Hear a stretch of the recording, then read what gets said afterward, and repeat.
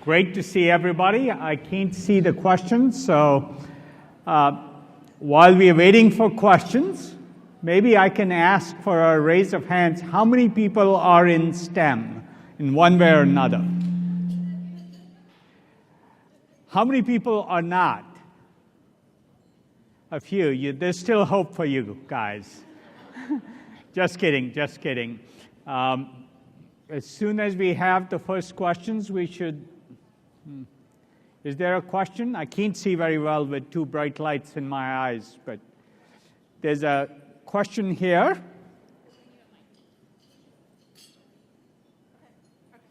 Hi.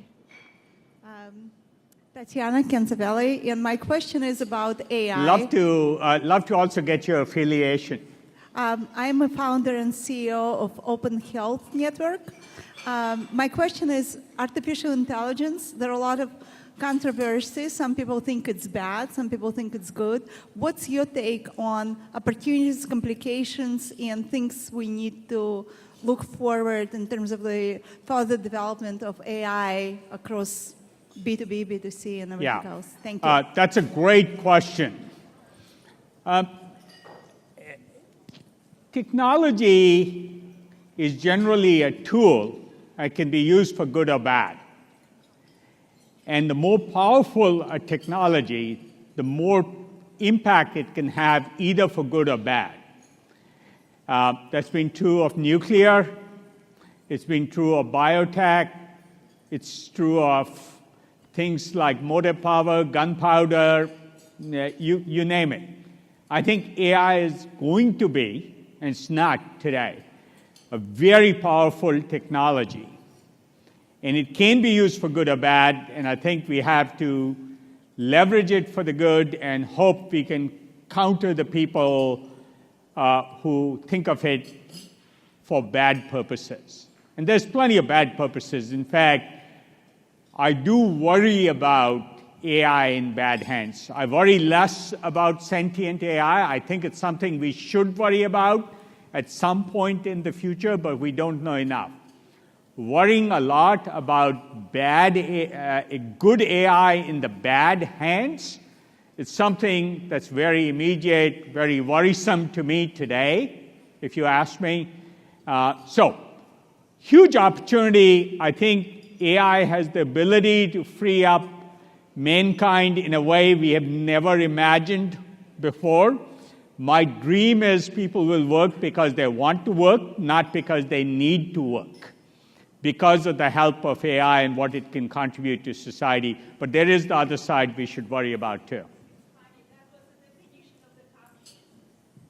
I'm sorry? That was the vision of the communists, you said? Because they want to, versus that was one of the original definitions of the communism. If you read Marx, I had to, so growing up in Russia. So the definition was that there will be a society where people will work because they want to, versus for money. That was the idealistic view of future society. And it should be, and it should still be. Yeah. Look, if you look at capitalism, communism, any kind of system, their end goals have generally been the same. They've had differing views on how to get there. Capitalism was better only in focusing on economic efficiency, and hence greater economic growth rates and GDP growth and all that. But the goals have nobody sort of said, let me design a political system to make my citizens miserable. Right? That wasn't anybody's goal. Right. Thank you. Other questions? You have a shy audience? No, there's a question here. Hi, my name is Maya. And what do you see in next 5 to 10 years? What should we say to our children? Which profession should they take? That's a great question. I spend a lot of time talking to kids about what they should do. Let me tell you my own story a little bit. I was probably 12 growing up in India in a very religious country when I said my only religion was going to be STEM. at the exclusion of all other religions, because it was the most powerful religion if you wanted to benefit humanity, which is the purported purpose of religion. But it's not the real purpose of religion. Well, we won't go there today, but I've never been religious. I got into what I did because I was curious about a lot of things. And it doesn't matter where you look. If you're curious, there's lots of questions you can answer. STEM is the one area where you learn to think in a way where it builds on each other. So let me give you what I mean, and then I'll come back to your question. In most areas, when we did geography, I learned something about the land area of Sri Lanka or Bangladesh. That's a fact. I can start accumulating facts. When I learned math, I learned how to learn physics, and I learned how to do logic and chemistry, and so on. Other than biology, most of the STEM subjects let you learn to learn more and more. So your platform expanded. So the first answer to your question, my son likes to say there's certain jobs that compound your learning and others that leave you on a flat curve. STEM subjects compound your learning. And I'm not an advocate of everybody working in STEM, because there's lots of other things to do. So don't get me wrong. But I do think STEM backgrounds help you learn how to learn. So that's the first principle. I think it's essential. If you want more detail, I wrote a blog about a year and a half ago, a very controversial blog called Is Majoring in Liberal Arts a Mistake? And then I got critiqued like you wouldn't believe. Flame wars are pretty common in social media. And I wrote earlier this year a blog that was a response to all the criticism I got. So if you want details, read that. And this is not saying don't do liberal arts, but liberal arts as it's taught today is not what liberal arts was intended to be when it was first developed under the Greek system a long, long time ago. So STEM's a good answer. But beyond that, and I see a lot of Indian faces here, they want all their kids to be doctors and engineers. I don't think that's a good goal early on. So beyond STEM, I say learn diverse things. Not just diversity, but learn physics, learn chemistry, learn to learn, and develop a platform for learning. Coming back to myself, I got into this, and I grew up in a household where nobody was ever in business, nobody ever was in STEM. My father was in the Indian Army since he was age 16 in the ranks. So this curiosity led me to a style of learning where not only did I do a subject, but I actually learned a lot of different things. So while I was an electrical engineer, I actually started the first computer programming club ever at any IIT in Delhi, in India, as a programming hobby club. That was 1971. Then I got curious, and I started with one of my professors the first program ever in any IIT in biomedical engineering. And I got interested enough. My first degree was in, my graduate degree was in biomedical engineering at Carnegie Mellon, my master's.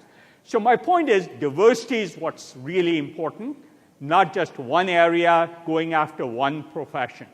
In some sense, what I'm talking about was closer to the original goal of liberal arts. And liberal arts fails today in achieving that goal, but it is still the right goal. Sorry, long answer to a short question. Mike right behind you. Thank you so much. Hi, this is Eugene Sanders, and I work for GSMA, Mobile World Congress Americas. I got a quick question. what advice would you give to a woman or a little girl that's trying to get into STEM? You know, right now we work for Women for Tech at GSMA. So what advice would you give to a young little girl or a woman that's trying to get into STEM? Yeah. So two pieces of advice. The first question you should ask is, what does the girl want to do? Does she want to do STEM or not? And you shouldn't force everybody into STEM. I'm a religious bigot for STEM, but I don't think everybody should be forced into that. I do think education should involve compulsory STEM education, not to learn STEM, but to learn a style of thinking, a style of decision-making, a style of discrimination. I say, if you have the right STEM kind of background, you can read an article in the New York Times and know where the writer is making an assumption, where they're using facts, where are they using opinions. Most people can't tell the difference between those when they're reading an article in the New York Times. Frankly, half the New York Times writers can't tell the difference, right?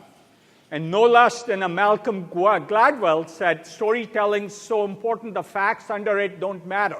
Don't read any of his books. He's the antithesis of STEM thinking. Complete idiot, if you ask me.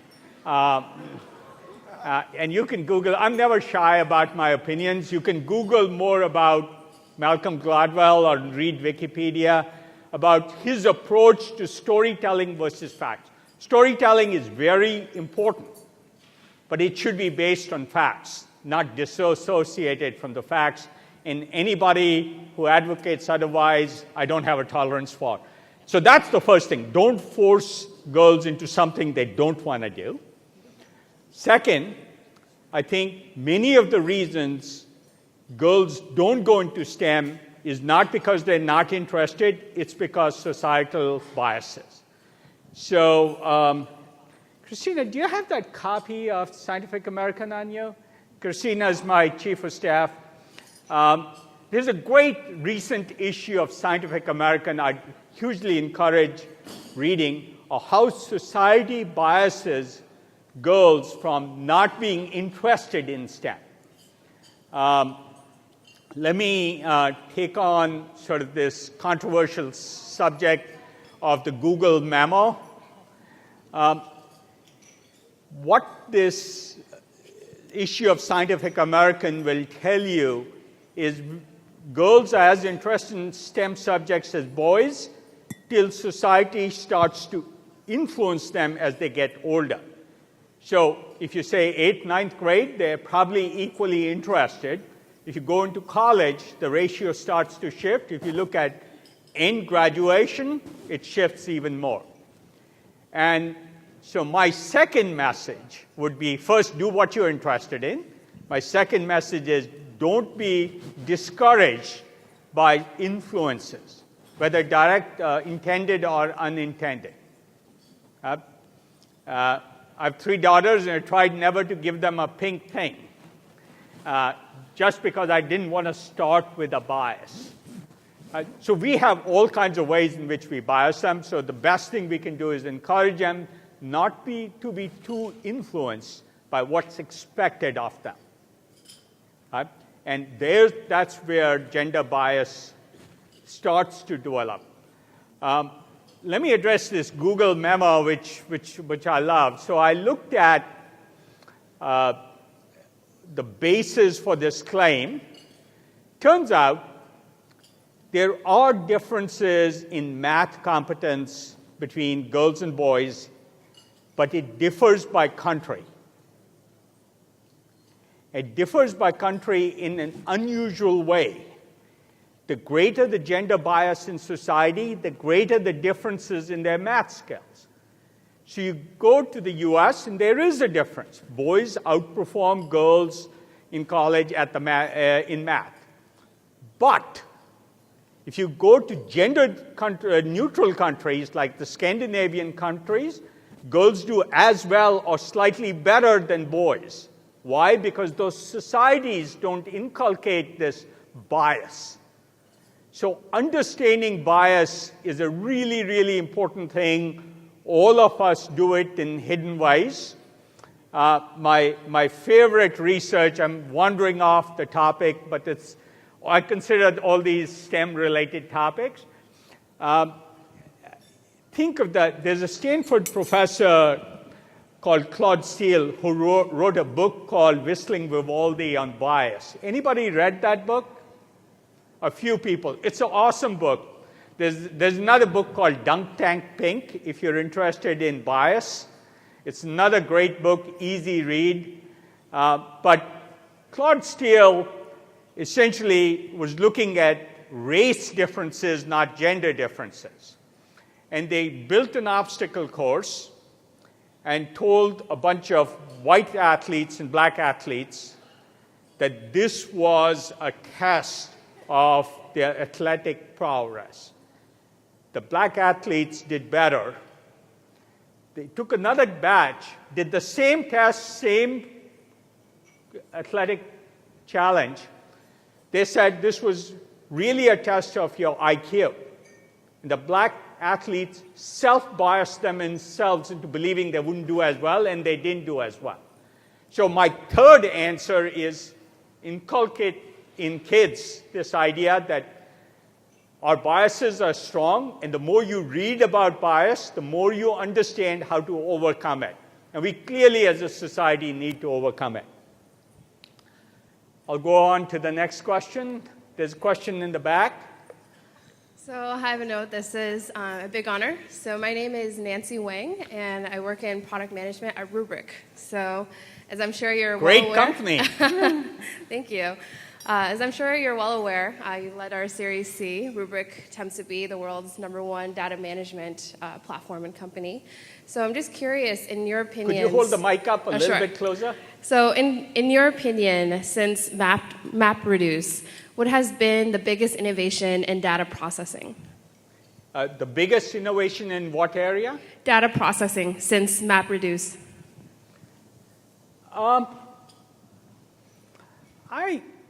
First, I don't consider MapReduce a huge innovation. Let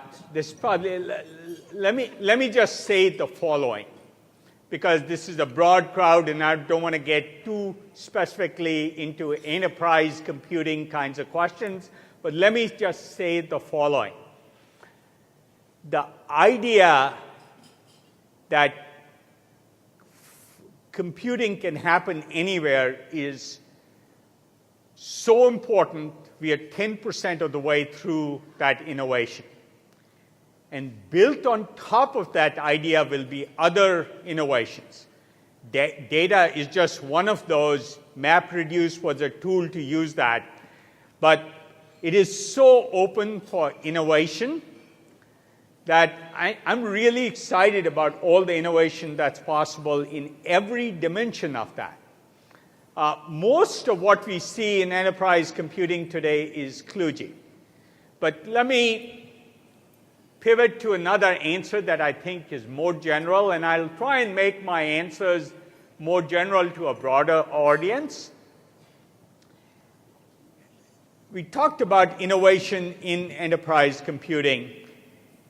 Innovation happens in every area. So next month, I hope I'll publish a new piece on how you apply innovation to the food you eat, to how to build buildings, how to change transportation, how to change healthcare. So no matter which area you're in, radical innovation is possible. A building like this, look up there and see how heavy these structures are. Can they be 1/10 the weight? If they're 1/10 the weight, they'll be lower cost, smaller climate footprint or carbon footprint. They'll be built faster, they'll be cheaper, they'll be more affordable. You can redo the way we do buildings. We can redo the way we can do medicine. Those of you interested, there's a 110-page document I've written called 20% Doctor Included that says doctors really don't have a role to play in most of the analytical part of medicine, which is 80% of what they do. Right? The best medicine will be doctors only empathizing and doing the human element of care. In fact, I so believe this. A few years ago, I told the Dean of Admissions at the Harvard Medical School, I said, it's so hard to get into Harvard Medical School. You get all the students with the highest IQ, which tend to have the lowest EQ. I said, you should, because AI systems will do most of that work, you should start using the admissions criteria that USC Film School uses for the most connected, the students with the most mirror neurons, emotional quotient, the ability to connect with patients, talk to them in a different element than diagnosis or prescription, monitoring, or testing. So, broad answer to a simple question. Now, any other questions up there? Why don't we go back there first, or maybe we go here and then back there. Hi. Somebody get a mic over to that gentleman there. Keep going, sir. The power of the mic. Yeah. My name is Ted Netzger. I'm vice chairman of a company called Divco West, and we specialize in real estate in serving cities that are known for being innovative.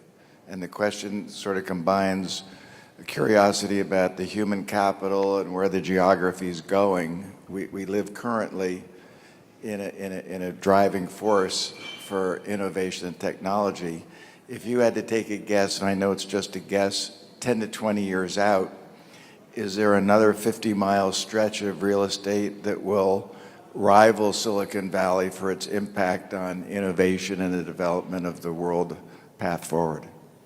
So the question is, I'll repeat the question, is there another 50-mile stretch that will rival Silicon Valley in the next 10 or 20 years? I think it's hard for the following reason. First, you have to think of Silicon Valley as not a place, but a culture. It's a state of mind, it's a culture. It's an ecosystem, it's an ecology. If there was one or two things, it's easy to replicate. Because it's an ecosystem, the whole ecology has to be replicated. And that can be done, but it happens more slowly than one thing. And ecosystems take a little longer to develop, and then if they are, and especially if they're diverse, they tend to be more resilient. I think it will happen. I think we are starting the beginnings of that in other parts of the world. But it takes time, and it takes help. And most of the help we are getting is fairly naive, saying if you invest in startups, it'll happen. It's a cultural change that's needed, and hence I rely more on younger people to drive that cultural change. But I'm 62, and I think you can be young at 62 too. It is really a state of mind how open you are to ideas. It's not an age thing, but it is an attitude thing. And younger attitudes, as opposed to younger people, can be in younger people or older people, but they drive cultural change. Hi. My name is Jessica Stender. I'm from Equal Rights Advocates. You had talked some about the pipeline issue of getting girls into STEM.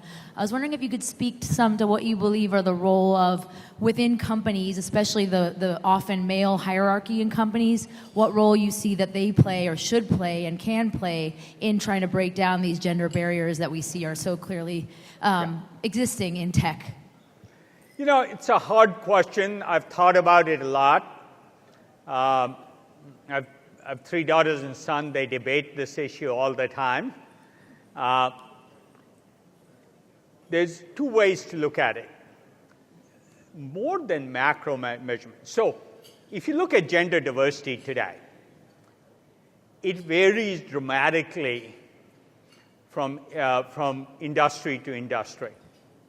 But even within an industry like tech, if you look at gender diversity in primarily engineering-driven companies, it's different.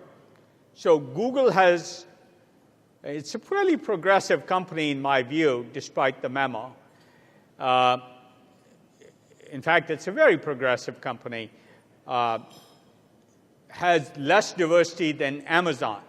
But if you look behind the numbers, my bet is if you said diversity by pay grade, you might find Google has more diversity by pay grade. And if you have a lot of lower paid workers, you might actually have the numbers look better, but the reality be uglier. So this is a multidimensional problem. You want diversity, but you also want diversity at every pay grade in a company, not just secretarial jobs or just business process engineering jobs or not just warehousing jobs. It's at every level. And so what can we do about it? First is the supply of talent. If X% of computer science graduates are women, and it's increasing pretty well recently, and then in 10 years, you'll see at the next higher level that kind of thing. That's part of the problem is supply. Another part of the problem is the kind of attitude you saw from this Google engineer. You know, to be honest, I had this, I tweeted this, so this is for the record. I said, I disagree with the guy completely, but he should be able to speak his mind. But on the other hand, I wouldn't want my daughter, I have 2 daughters who are engineers, to work in his group. That'd be terrible. So, yeah, he should be able to speak his mind, but he shouldn't be able to influence his group. And so it's a hard question. I wouldn't want my daughters working with him. I'd want to kick him out, but you do want to support free speech. Now, I think early on, when I was being introduced, he said, we want to listen to all opinions. One of my daughters has taught me you shouldn't tolerate all opinions. That you shouldn't have equal tolerance for all opinions. And in this idea that all opinions are equal, we tolerate things maybe we shouldn't. You know, should we tolerate the opinion of the Ku Klux Klan? 10 years ago, I used to think, yes, they should have right to speak. Today, I sort of say, where are the bounds? So, complex question, long answer. I hope I answered it. Who has the mic? Okay, we'll go with the mics. There's a gentleman here. Somebody can get a mic too, please. Okay, sorry. I had a question. Do you Go want ahead. to go now? Okay. Hi, I'm Kavita from Consensus. I have a question. When we see the emergence of number of women or the percentage of women increasing in engineering, math, sciences with new technologies, we see more increase. But coming from a blockchain world, I haven't seen that much yet. And I know you have been looking in blockchain too. So I would love to get an idea, first of all, like how do you see the trend of having diversity and women with the new technology and age, and particularly for blockchain? You know, I couldn't answer the question. We've looked at the blockchain. We have some investments. But I can't say I have a good feel for what the participation is. I don't know the answer to that. I would tend to agree with you. It's probably more male-dominated than even equal engineering representation. My bet is the ratio of women and men is not the same as women to men engineers. Why that is the case, I don't know the answer. It's sort of had its beginnings in this world of anonymous, anti-government, no centralized trust kind of world, and maybe that influences why we have the ratio, whatever the ratio is, why we have it. But I tend to agree with you, the ratio is probably not what it is for overall women in engineering to men ratio. What else can I suggest to you? I will say the following. I've sort of long held belief, and when I'd say, if you have women, they add a point of view that increases the richness of the conversation of a group. So all male groups don't do as well, just as all old people or all young people don't do just. So any kind of diversity, whether it's age diversity, gender diversity, race diversity, background diversity, throwing somebody in engineering with somebody from a whole different area adds to the difference, the quality of the discussion generally. And I tend to believe companies do better if they have every dimension of diversity. Yes. Yes. I'd like to go back to your previous answer related to toleration of, let's say, aggressive ideologies. I know I'll get in trouble for that, but go ahead. No, you're not in trouble for that, because I want to raise I think, even a more troubling question, which is information warfare. The human condition is based on, our success is based on our ability to have the right to reason. When the right to reason is denied us through false news, fake news, disinformation, etc., we cannot do a number of things and succeed. One, we cannot be a community. We cannot collaborate with one another. Secondly, we make bad decisions based on false facts.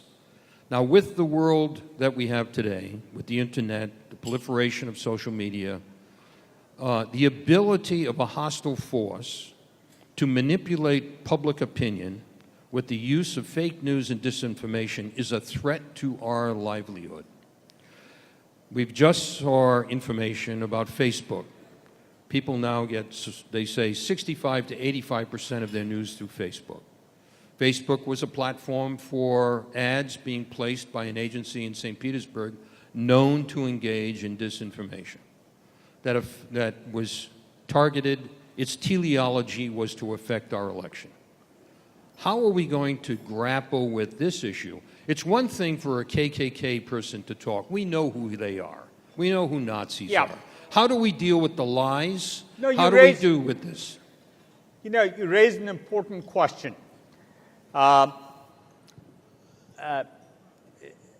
I would say is, I'm sort of hopeful that we will find solutions to the problem you're mentioning. I've asked, there are specific groups, an artificial intelligence group dedicated solely to the purpose of surfacing those kinds of, I'll call them deviant efforts, to influence things surreptitiously. So speaking up honestly is very different than surreptitious influence through fake news, through fake facts, look, 10 years ago, the iPhone didn't barely exist, okay? It was in 2007 that the iPhone was introduced. Facebook and fake news, and it's true also in Google, came to the fore only in the last, it was perceived as a problem, but only a minor problem, probably 3 years ago. 3 years ago, the big problem was pornographic content in YouTube, Facebook, other places. And Google and Facebook and Twitter and others went to work to solve that problem, and I think it's mostly been handled. The same groups are now turning dramatically more focused attention to the problem of fake news. So I can't tell you we can solve it, but I'm hopeful we can solve it. And I've talked to enough people at those organizations that they believe, though they haven't solved it today, it's a solvable problem. It'll take more time, more resources, more attention. And trust me, though the responsible media organizations are really focused on this problem because their credibility depends on it. So I'm hopeful. I know this is blinking time out, so let me know if we are out of time. Last question. Hi. My name is Priyanka Wally. I'm a practicing doctor here in San Francisco. And I have I'm very curious, have you ever experimented with drugs? Me personally? Yeah, personally. And if yes, which drugs? I have not. Ever? Nothing? Nope.